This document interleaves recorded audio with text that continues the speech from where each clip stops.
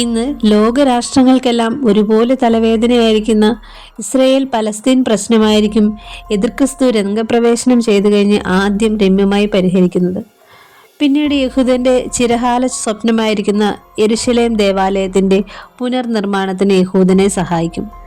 എതിർ ക്രിസ്തുവിന്റെ രംഗപ്രവേശത്തോടെ അവൻ തന്റെ ന്യായബുദ്ധി എന്ന ഉപായത്താൽ ലോക നേതാക്കന്മാരെ തന്റെ വരുതിയിൽ വരുത്തുന്നതെന്ന് പ്രവാചകനായ ദാനിയേൽ പറയുന്നു.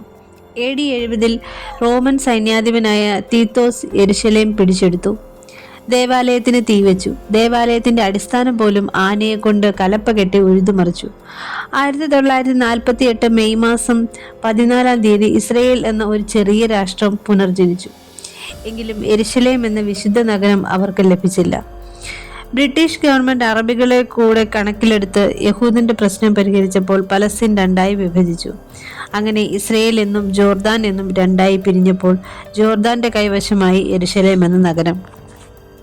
എന്നാൽ 1967 ജൂൺ മാസത്തിൽ നടന്ന 6 ദിവസത്തെ യുദ്ധം ഇസ്രയേലും ഈജിപ്തുമായി നടന്നു.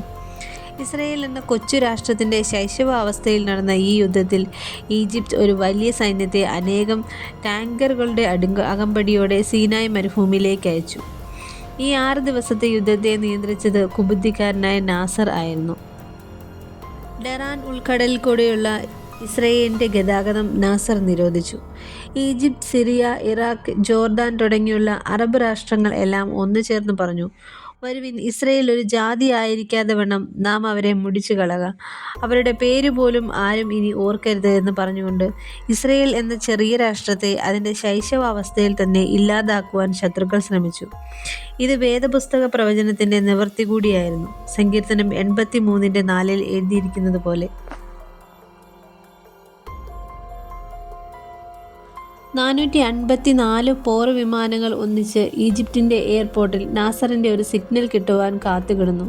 ഇത്രയും പോർ വിമാനങ്ങൾ ഒന്നിച്ച് പറന്നു ചെന്ന് നിമിഷ നേരം കൊണ്ട് ഇസ്രയേലിൻ്റെ പൂമുഖത്തു നിന്ന് തുടച്ചു നീക്കുവാനായിരുന്നു അവരുടെ പ്ലാൻ. എന്നാൽ ഇസ്രയേലിൻ്റെ അതിശക്തമായ റഡാർ നാസറിൻ്റെ നീക്കങ്ങൾ കൈമാറിക്കൊണ്ടിരുന്നു. അറബികളുടെ പോർ വിമാനങ്ങൾ ഈജിപ്തിൻ്റെ എയർപോർട്ടിൽ ഇങ്ങനെ നിറഞ്ഞു കിടക്കുമ്പോൾ ഇസ്രയേൽ വളരെ തന്ത്രപരമായി ശത്രുപാളയത്തിലേക്ക് തങ്ങളുടെ വിമാനവുമായി പറന്നു ചെന്ന് നാസറിൻ്റെ 454 പോർ വിമാനങ്ങളെ തകർത്ത് തരിപ്പണമാക്കിക്കൊണ്ട് സീനായിയുടെ 3/4 ഭാഗവും ജോർദാൻ നദിയുടെ പടിഞ്ഞാറ് ഭാഗവും പിടിച്ചെടുത്ത് യെരുശലേം പട്ടണവും കൈവശം പെടുത്തി. യെരുശലേം ദേവാലയം എത്രയും വേഗം പണിതു തീർക്കണം എന്ന ആവേശത്തിലാണ് സർവ്വ യഹൂദന്മാരും. തങ്ങളുടെ ഈ തലമുറയിൽ തന്നെ ദേവാലയത്തിൻ്റെ പണി പൂർത്തീകരിച്ച് കാണണമെന്ന പ്രാർത്ഥനയിലാണ് ഓർത്തഡോക്സ് ജൂതന്മാർ. ദേവാലയത്തിൻ്റെ നിർമ്മാണം എപ്പോൾ ആരംഭിക്കണമെന്നതിനെക്കുറിച്ച് പലതരം ഭിന്നാഭിപ്രായങ്ങളും അവരുടെ നടുവിലുണ്ട്. എന്നിരുന്നാലും സർവ്വലോക യഹൂദന്മാരെയും ഒന്നാക്കി നിർത്തുന്ന മഹാശക്തിയാണ് ജെറുസലേം ദേവാലയം. ദേവാലയത്തിൻ്റെ നിർമ്മാണം ആരംഭിക്കുന്നതിന് ചില പ്രതിബന്ധങ്ങൾ ഇസ്രയേൽ നേരിടുന്നത്. അതിൽ ഏറ്റവും പ്രധാനമായിട്ടുള്ളത് ദേവാലയം പണിയുന്നതിനുള്ള സ്ഥാനം സംബന്ധിച്ചുള്ളതാണ്. ശലോമോൻ്റെ ദേവാലയം സ്ഥിതി ചെയ്തിരുന്ന വിശുദ്ധ സ്ഥലത്ത് ഇന്ന് നിലനിൽക്കുന്നത് AD 686 അബ്ദുൽ മാലിക് പണി കഴിപ്പിച്ച ഒമറിൻ്റെ പള്ളിയാണ്, മുസ്ലിം പള്ളിയാണ്. ഈ പള്ളി അവിടെ നിൽക്കുന്ന കാലത്തോളം യഹൂദന്മാർക്ക് തങ്ങളുടെ ദേവാലയം അതേ സ്ഥാനത്ത് പണിയുവാൻ സാധ്യമല്ല. അത് അവിടെ നിന്ന് പൊളിച്ചു മാറ്റുകയെന്നത് അപകടകരമായ ചുവടുവയ്പ്പായിരിക്കും. തങ്ങളുടെ മോസ്കിന് വേണ്ടി അവസാനത്തുള്ളി രക്തം വരെ ഒഴുക്കുവാൻ അറബികൾക്ക് ഒരു മടിയുമില്ല. ഒരു വിഭാഗം യഹൂദന്മാർ വിശ്വസിക്കുന്നത് ഒരു ശക്തമായ ഭൂകമ്പമുണ്ടാകുമെന്നും ആ ഭൂകമ്പത്തിൽ ഒമറിൻ്റെ പള്ളി നാമാവിശേഷമാകുമെന്നും അപ്പോൾ തങ്ങളുടെ വിശുദ്ധ ദേവാലയം തടസ്സങ്ങളൊന്നും കൂടാതെ പണിയുവാൻ കഴിയുമെന്നുമാണ്. അങ്ങനെ അവർ അടിയുറച്ച് വിശ്വസിക്കുന്നു. എതിർപ്പുകളും തടസ്സങ്ങളും വകവയ്ക്കാതെ ദേവാലയം പണിയപ്പെടും. വിലാപ മതിലിൻ്റെ പടിഞ്ഞാറേ ഭാഗത്തായി ആലയത്തിൻ്റെ ശുശ്രൂഷ നിർവഹിക്കുന്നതിനായി 200 വേദവിദ്യാർത്ഥികൾ വീതമുള്ള 2 സ്കൂളുകൾ സ്ഥാപിച്ച് അവർക്ക് പരിശീലനം നൽകി വരുന്നു. യാഗങ്ങൾ പുനഃസ്ഥാപിക്കാൻ വേണ്ടി 35 ആരാധനാക്രമങ്ങൾ രചിക്കപ്പെട്ടു. ഭസ്മത്തിനായി ചുമന്ന പശുക്കളെ ഉത്പാദിപ്പിക്കുന്ന തിരക്കിലാണവർ.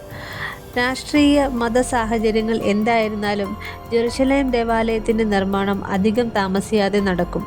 അഥവാ യഹൂദന്മാരെ കൊണ്ട് അത് സാധിക്കാതെ വന്നാൽ എതിർ ക്രിസ്തു ആ കർമ്മം പൂർത്തീകരിക്കും. 3.5 വർഷം കഴിഞ്ഞ് എതിർ ക്രിസ്തു തൻ്റെ പ്ലാൻ മാറ്റി ദേവാലയം അശുദ്ധമാക്കി അവൻ്റെ തനി സ്വരൂപം പുറത്തു കൊണ്ടുവരും. ഹനനയാഗവും ഭോജനയാഗവും നിർത്തലാക്കും. തൻ്റെ അതിവിശുദ്ധ സ്ഥലത്ത് സ്ഥാപിക്കും എന്നിങ്ങനെ പോകുന്നു എതിർ ക്രിസ്തുവിൻ്റെ വാഴ്ച. എതിർ ക്രിസ്തുവിൻ്റെ ഈ നടപടിയെ എതിർക്കുമ്പോഴാണ് എതിർ ക്രിസ്തുവും യഹൂദന്മാരും പരസ്പരം എതിരാളികളാകുന്നതും പീഡനം ആരംഭിക്കുന്നതും. എതിർ ക്രിസ്തുവിൻ്റെ ഈ ഉപദ്രവം ഒരു ആഴ്ചവട്ടം അഥവാ 7 വർഷം നീണ്ടു നിൽക്കുന്നതായിരിക്കും. യഹൂദന്മാരുടെ മശിഹ ഹോശന്ന ഞായറാഴ്ച കഴുതപ്പുറത്ത് കയറി യെരുശലേമിലേക്ക് കടന്നു ചെന്ന് ഇത് സംബന്ധിച്ച് പ്രവാചകനായ ശെഖരിയാവ് പറയുന്നത്: സിയോൻ പുത്രിയെ ഉച്ചത്തിൽ ഘോഷിച്ചാനന്ദിക്ക, യെരുശലേം പുത്രിയെ ആർപ്പിടുക, ഇതാ നിന്റെ രാജാവ് നിന്റെ അടുക്കൽ വരുന്നു. അവൻ നീതിമാനും ജയശാലിയും താഴ്മയുള്ളവനുമായി കഴുതപ്പുറത്ത് പെൺകഴുതയായ ചെറുകഴുതയുടെ പുറത്ത് കയറി വരുന്നു. യഹൂദന്മാർ ഇവനെ രാജാവായി സ്വീകരിച്ച് അംഗീകരിക്കേണ്ടതിന് പകരം അവനെ തള്ളിക്കളഞ്ഞു ഉപദ്രവിച്ചു. അപ്പോൾ യേശു പറഞ്ഞു: കർത്താവിൻ്റെ നാമത്തിൽ വരുന്നവൻ അവൻ അനുഗ്രഹിക്കപ്പെട്ടവൻ എന്ന് നിങ്ങൾ പറയുവോളം എന്നെ ഇനി കാണുകയില്ല. യേശു ക്രിസ്തുവിൻ്റെ മരണം സംഭവിച്ചു കഴിഞ്ഞതിൽ പിന്നെ അവർക്കവനെ ഇന്ന് വരെയും കണ്ടിട്ടില്ല. എതിർ ക്രിസ്തുവിൻ്റെ കഠിന പീഡയാൽ മനവും ദേഹവും നൊന്ത് യഹൂദന്മാർ 2 കൈകളും ഉയർത്തി ദൈവത്തോട് നിലവിളിക്കും: കർത്താവെ, ഞങ്ങൾക്കായി വാഗ്ദത്തം ചെയ്ത് ഞങ്ങളുടെ മശിഹായെ ഞങ്ങൾക്ക് വേണ്ടി അയച്ചു തരണമേ എന്ന് നിലവിളിച്ച് ദിനവും ദൈവത്തോട് പ്രാർത്ഥിക്കും. മഹോദ്രവത്തിൻ്റെ അവസാനം ക്രിസ്തു എന്ന മശിഹ യെരുശലേമിന് കിഴക്കുള്ള ഒലിവ് മലയിൽ പ്രത്യക്ഷനാകും. തൻ്റെ കരങ്ങൾ 2 ഉയർത്തി യഹൂദനെ അനുഗ്രഹിക്കും. ഈ സമയം തൻ്റെ കയ്യിലുള്ള ആണിപ്പാടുകൾ അവർ കാണും. നിന്റെ കയ്യിൽ കാണുന്ന ഈ മുറിവുകൾ എന്ത് എന്ന് അവർ കൂട്ടമായി ചോദിക്കുമ്പോൾ മശിഹ അവർക്ക് നൽകുന്ന മറുപടി: എൻ്റെ വീട്ടിൽ ഞാൻ ചെന്നപ്പോൾ അവർ എന്നെ അടിച്ചതാകുന്നു. അപ്പോൾ അവർ വലിയ അനുതാപത്തോടെ തങ്ങളുടെ പിതാക്കന്മാർ മശിഹായെ തിരിച്ചറിയാതെ പോയതിനെക്കുറിച്ചോർത്ത് അനുതപിക്കും. അതിനുശേഷം ആഹ്ലാദഭരിതരായി കൂട്ടത്തോടെ ആർത്തുഘോഷിച്ച് കർത്താവിൻ്റെ നാമത്തിൽ വരുന്നവൻ അനുഗ്രഹിക്കപ്പെട്ടവൻ ഹോശന്ന, ഇങ്ങനെ ഒരു ജാതി മാനസാന്തരത്തിലേക്ക് കടന്നു വരും.